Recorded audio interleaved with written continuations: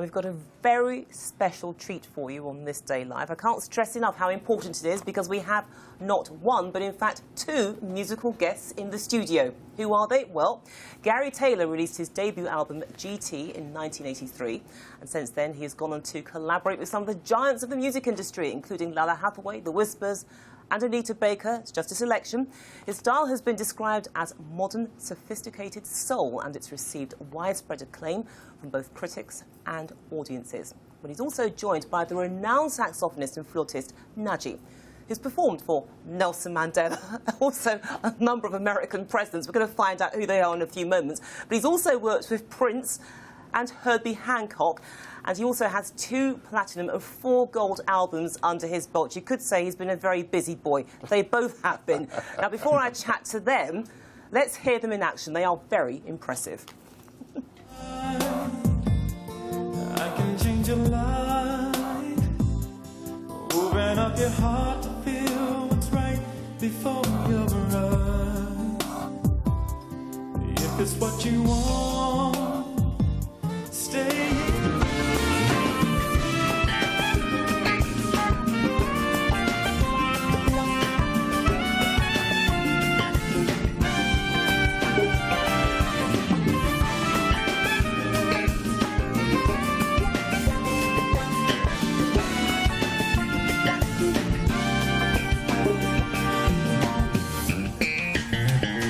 Wow, Gary and Najee, welcome to the studio. Thank you. Thank you. Now, you've worked together before, Yes. but this is Yes. the first time that you'll be working together in London, because that's why you're here. You're actually performing for your fans. We are. We're Yes. here to perform at Under the Bridge on Friday, May 22nd, and we're very excited to be here. We've done concerts and appearances in the United States, so this is our first time here. Right, together. so well, you told me off camera you're a bit nervous about that. Now, why would you be nervous of a London audience? Well, to a degree, I'm not, because they're in America. They thought I was from the UK. They thought you my were from career the UK. actually started in the United Kingdom with a label called Expansion Records here, and there were artists that were on the other side. Because I started as a songwriter, there were artists on the other side that thought, well, yeah, we'll get this guy from England to write some songs for us. And it's like, no, he's from Los Angeles. Well, you do sound like an Englishman. I was confused at the beginning. Yeah. Well, I walked in thinking, everybody has an accent here. And then I found out I was the one with the accent. Yeah, but don't worry about it. We've got lots of accents on the rise. That's great. Right. I mean, clearly, London has a special attachment to both of you. I mean, what is it about this city that really brings it alive for both of you? Well, for me, I've been coming here for years. I just finished a new record here using UK musicians, as a matter of fact, working with Bluey from Incognito and others, and you know, so I always love coming here. You know? Yes.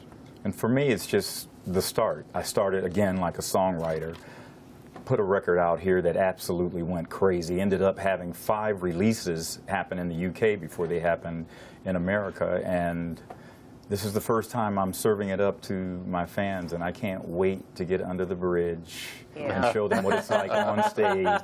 It should be good. But I mean, you know, obviously you've worked together before, but how long has it taken to reach this point where you're both working together in your favourite city? Well, it's taken quite some time. I mean, we recorded a record together on an album I did called, I believe it was Mind Over Matter. Mind Over Matter. Yes, Yeah. a song called Moon Over Carolina.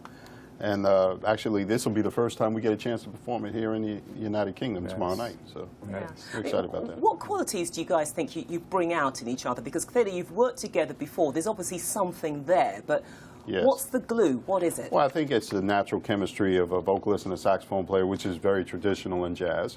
Gary's a natural. I mean, you know, he's natural at singing.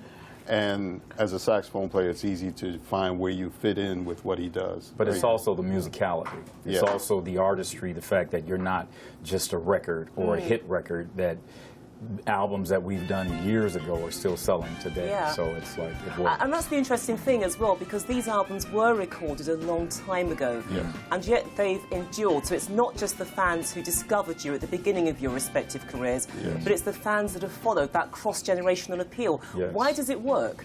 I have no idea. I wish I could honestly answer that, other than just being sincere to what we do. Because it's real. Yeah. It's real. You touch the hearts of people with real melodies babies, if it's a melody that they can remember humming or whatever while they're washing dishes, or you might sing something that lyrically changes somebody's whole mindset, their way of thinking. And Yeah. I mean, I don't know if it's how real it is for me, but I've been told by a lot of my fans, I've saved marriages and made babies. You saved marriages. And made babies, and I'm like, ooh. Well, I think you need to clarify that the babies were made whilst your music was being played. I don't think I have any child support. But I mean, it's the fact that it does have this very timeless style. I mean, if you had to categorise it, could you do that, or do you think it actually defies a definition? Well, mine is grown folks. It's old school R&B, traditional R&B. I grew up loving the Stevie Wonders, the Donny Hathaways. As a songwriter, I kind of stopped at Stevie Wonder and the Beatles, Paul McCartney and John Lennon, because they were writing songs that didn't have a time stamp on them. They never expired. Which is the mark of a good song, really, isn't it? And that's it. And what about you? Would you fall into that, use that definition yourself, that description? Yeah, I think so. You know, when my first album came out, I consciously made a decision to do an R&B record with the saxophone. They call it jazz. And even though I credit myself with being a jazz musician, that was a conscious decision on my part. And over time, I've seen that's been very beneficial to my career, because those people who started with me are still here.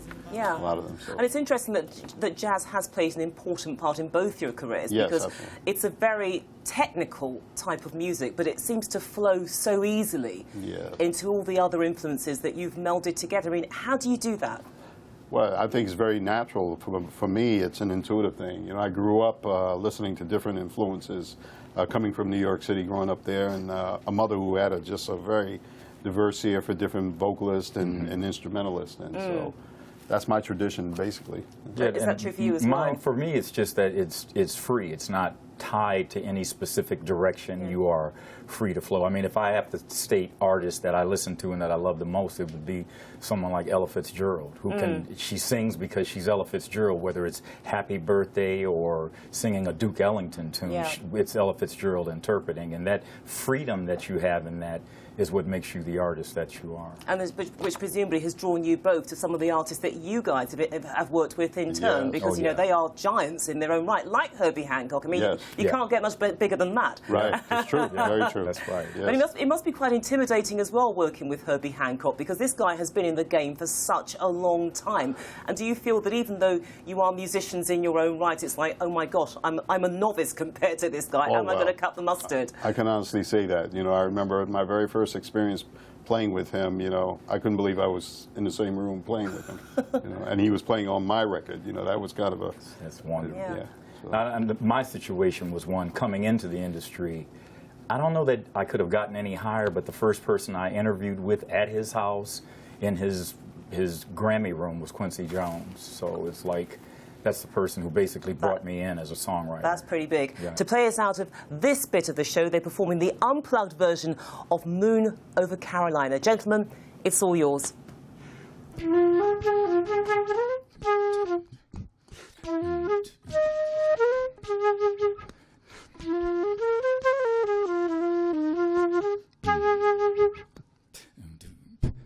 There's a moon standing over Carolina,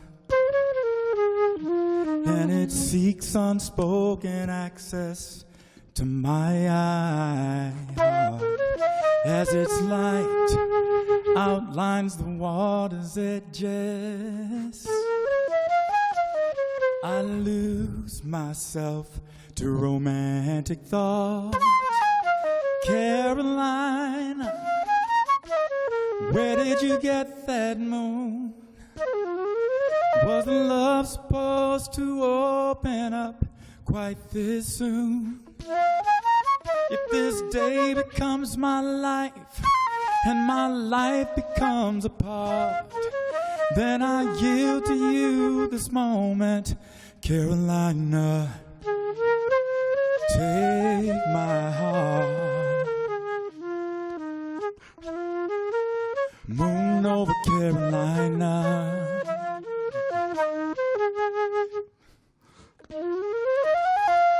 There's a moon standing over Carolina. It It's as big as the mountains up the road. If I'm ever gonna learn from its secrets, then my heart will have to carry a heavier load. Carolina, where did you get that moon? Was the love supposed to open up quite this soon? If this day becomes my life and my life becomes a part, then I yield to you this moment, Carolina. Take my heart. Moon over Carolina. Moon over Carolina. Moon over Carolina. Where did you get that moon, Carolina? Moon over Carolina. Where did you get that